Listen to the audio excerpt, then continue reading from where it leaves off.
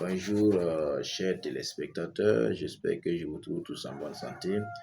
Moi, c'est Raïm Ouedraogo, professeur d'histoire-géographie au Burkina Faso, spécialité donc de l'histoire de l'Afrique, en général l'histoire des civilisations africaines. Aujourd'hui, nous allons vous parler donc de la civilisation africaine, surtout de la métallurgie du fer en Afrique et ses conséquences. Alors, il faut comprendre que les découvertes métallurgiques furent un tournant pour les civilisations antiques en Afrique. Alors, cependant, les origines de la métallurgie restent mystérieuses et suscitent plusieurs thèses. Aussi, la maîtrise de la métallurgie du fer a engendré des conséquences dans les sociétés africaines. Alors, concernant donc les problématiques de l'origine de la métallurgie du fer en Afrique, nous avons deux thèses. Nous avons donc les thèses diffusionnistes et aussi donc les thèses de l'autodécouverte. Concernant donc les thèses diffusionnistes, on peut retenir que selon cette thèse, l'Afrique noire aurait reçu la technique donc, de la métallurgie du fer de l'Asie mineure. Et la métallurgie du fer serait née vers 1700 et elle fut diffusée donc en Afrique autour donc, du 7e siècle avant notre époque, passant donc par la vallée du Nil pour atteindre Méroé. Il faut retenir que c'est l'Égypte aussi donc, qui aurait diffusé le fer et son utilisation donc, en Afrique noire au cours des échanges commerciaux. Et les voies qui ont permis donc la diffusion du fer en Afrique noire sont multiples et on peut retenir entre autres l'une vers la Mauritanie depuis l'Afrique du Nord. Il y a une autre vers le Nigeria à travers le Sahara. Il y a aussi encore une autre vers la mer Rouge et une autre encore par la mer Rouge vers l'Éthiopie. On a aussi d'autres voies en provenance donc des pays de la mer Rouge, d'Inde, d'Asie et du Sud-Est vers l'Afrique de l'Est par les côtes orientales du continent africain. Alors, concernant les thèses de l'autodécouverte, on peut retenir que selon l'esprit donc de la thèse de l'autodécouverte, il n'y a pas eu de diffusion des techniques de production du fer en Afrique à partir d'un autre continent. Alors, et c'est Cheikh Anta Diop, l'un des défenseurs farouches donc, de cette thèse. Il a découvert un morceau de fer entre deux pierres de la pyramide de Khéops qu'il a daté de 2700 ans avant Jésus-Christ.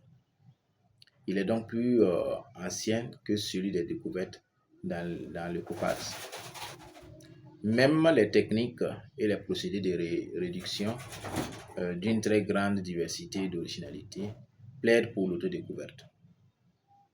De même que le foyer nubien a pu naître et se développer, d'autres foyers d'autodécouverte donc de la métallurgie du fer ont pu exister en différents endroits du continent africain. C'est ainsi que Agadez, au Nigeria, Agadez qui est un territoire très vaste du Sahara, situé au Niger, la sidérurgie s'est révélée être une des plus anciennes d'Afrique. L'un des restes donc de 11 fourneaux fouillés dans le massif de Ternit au Niger est daté entre 1030 et 580 ans avant notre ère. Au Nigeria aussi, donc, la production du fer sur les sites de Nok est datée de moins 500 ans avant notre ère, avant Jésus-Christ. Au Tchad aussi, on a le site de Daga qui est également daté vers 5e siècle avant notre ère. Les dates comprises entre 1500 et entre moins 500 et moins 200 s'étendent au Mali et au Tchad. Alors, on peut aussi donc se demander quelles ont été les conséquences de la découverte de la métallurgie du fer en Afrique et surtout les conséquences économiques, socio-culturelles, politiques du travail donc du fer. Alors, on peut retenir que sur le plan économique du travail du fer, la métallurgie du fer a suscité la naissance du métier de la forge. Les forgerons jouaient un rôle économique et social important. Ils contrôlaient de ce fait donc les moyens de production dans une économie essentiellement agricole.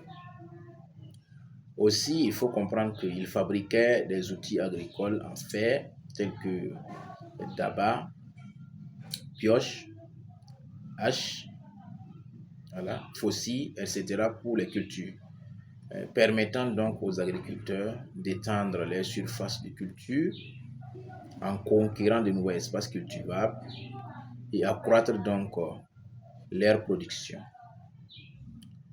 Par ailleurs, il faut aussi comprendre que les forgerons travaillaient aussi le bois et contrôlaient l'essentiel de la production céramique par l'intermédiaire donc des femmes. En plus, ils fabriquaient des outils de production des autres corps de métier tels que les cordonniers et tisserands. Ces activités multiples, telles que la métallurgie, la céramique, l'agriculture, le commerce, etc., faisaient du forgeron la personne la plus aisée du village. Aussi, il faut aussi comprendre que le quartier des forgerons apparaissait comme le plus riche après la concession du chef du village. Le pouvoir du contrôle des moyens de production des forgerons était une arme redoutable qu'ils n'hésitaient pas à le brandir lors des conflits sociaux. Alors, sur le plan socioculturel, il faut comprendre que le travail du fer avait fait du forgeron un moyen incontournable sur le plan culturel. Le secret de la métallurgie était même gardé jalousement par la caste des forgerons qui était protégée et écoutée par les rois. Les forgerons jouaient aussi donc le rôle de conciliateur dans la société et continuent encore de jouer ce rôle de conciliation. Ils étaient craints pour leur pouvoir surnaturel et pouvaient intervenir en cas de foudre pour la réparation des dégâts. Ils étaient aussi au centre de la recherche des responsables d'actes condamnables au sein de la société africaine. Alors, en dehors donc de ces conséquences socioculturelles, il est important de noter que cette découverte de la métallurgie du fer a aussi donc des conséquences politiques.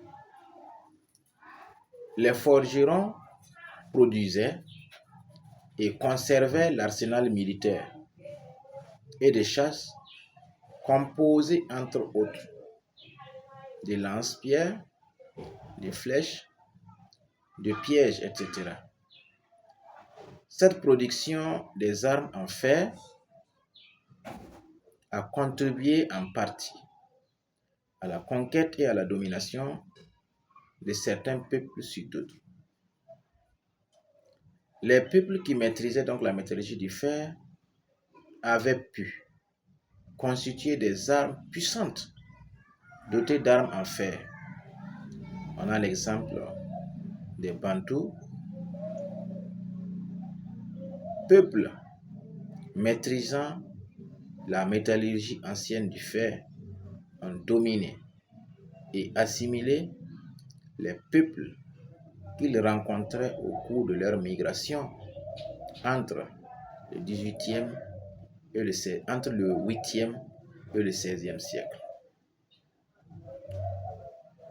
Enfin,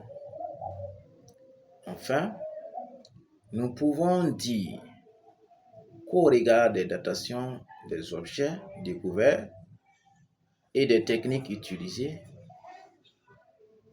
il est possible que l'Afrique ait découvert seule le travail du fer. Dans tous les cas, la maîtrise de la métallurgie du fer a permis une évolution rapide des peuples de l'Antiquité. De nos jours, la métallurgie a encore une importance incontestée dans notre société. il est important aussi de noter que aujourd'hui, notre société tire ses importances depuis la métallurgie du fer. C'est grâce à cette découverte qu'aujourd'hui les moyens militaires, les moyens agricoles, tous ont été modernisés. Car les peuples anciens qui ont découvert le feu, qui ont découvert le fer, ont permis au peuple actuel de tirer leurs connaissances de ces découvertes donc des peuples anciens. Merci beaucoup à vous. On se donne rendez-vous pour les prochaines vidéos. N'oubliez pas surtout de vous abonner à notre page YouTube, à abonner à nos vidéos et à liker. Merci beaucoup. Que Dieu vous bénisse. Que Dieu prospère vos activités respectives, n'importe où que vous êtes dans ce monde. N'importe où vous nous suivez partout dans le monde, je vous bénis. Merci bien.